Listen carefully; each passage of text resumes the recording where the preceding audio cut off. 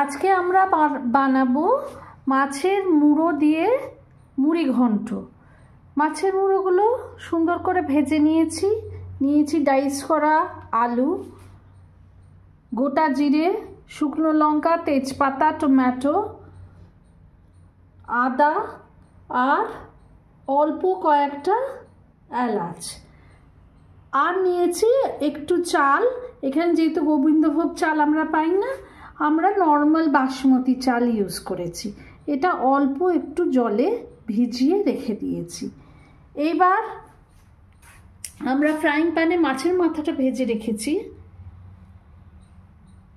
আর অল্প একটু তেল দেব, দিয়ে আমরা আলুটা ভেজে নেব। আলুটা একটু নুন হলুদ মাখিয়ে ভেজে নেব। আমরা এতে তেলটা গরম হয়ে গেছে, অল্প জিরে ফোড়ন দিয়ে দিলাম। জিরে ফোড়ন দিয়ে আলুটা ভাজতে দিয়ে দিলাম।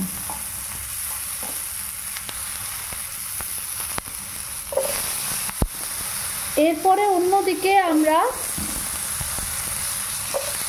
আদা, জিরে, শুকনো লঙ্কা এটার একটা পেস্ট করে নেব। সঙ্গে অল্প গোটা গরম মশলা, এলাচ আপনাদের দেখালাম যেরকম, সেইগুলো দিয়ে একটা সুন্দর পেস্ট তৈরি করে নেব। আদা, টমেটো, শুকনো লঙ্কা, গোটা জিরে আর গোটা এলাচ, এইটার একটা পেস্ট আমরা তৈরি। আলুটা ভাজা হয়ে গেছে, এবার আমরা এই বাটা মশলাটা এর মধ্যে দিয়ে দিলাম।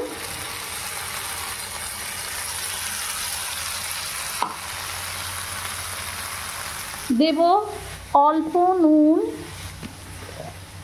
এবং হলুদ, অল্প নুন,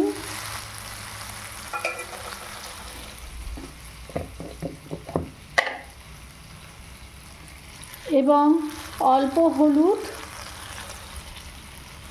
দিয়ে মশলাটা ভালো করে কষে নেব যতক্ষণ না তেল ছাড়ে।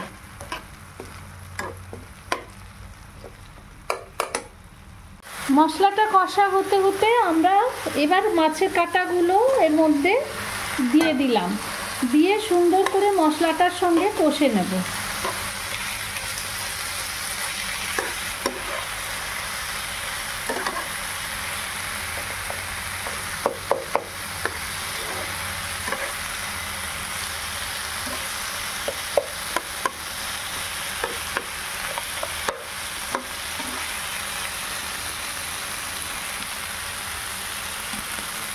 এবার বেশ সুন্দর ভাজা ভাজা হোক, তারপরে এর মধ্যে চালটা দেব।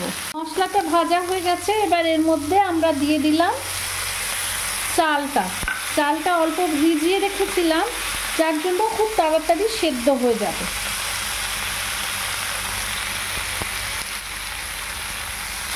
দিয়ে চালটাও আমরা একটু ভাজা ভাজা করে নেব। এবার এর মধ্যে দেব সিনামন পাউডার। এর জন্য আমরা ইউজ করছি MM এর সিনামন পাউডার। এটা অল্প পরিমাণ দেব, তাহলে বেশ খেতে ভালো হবে। এবং এবার এর মধ্যে আমরা অল্প জল দিয়ে সেদ্ধ করতে দেব। এটা ভালো করে কুক হয়ে গেলে আমরা ঘি দিয়ে, যারা মিষ্টি খান তারা মিষ্টি দেবেন। এবার জল দিয়েছি, দিয়ে দেব তেজপাতা দিয়ে এটা ঢাকা দিয়ে রেখে দেব, কুক হতে দেব। আমাদের মুড়ি ঘন্ট মোটামুটি তৈরি। চালটা সেদ্ধ হয়ে গেছে, আলু সেদ্ধ হয়ে গেছে। এবার আমরা এতে দেব 1 চামচ ঘি। ঘিটা যেহেতু গলা নেই, আমরা এর ওপর রেখে দিলাম। আর যারা মিষ্টি খাও তারা এতে অল্প সামান্য মিষ্টি দেবে, একটু মিষ্টি মিষ্টি হলে এটা খেতে ভালো হয়। গরম মশলা আগেই দিয়েছি। আমাদের মুড়ি ঘন্ট তাহলে একেবারে তৈরি।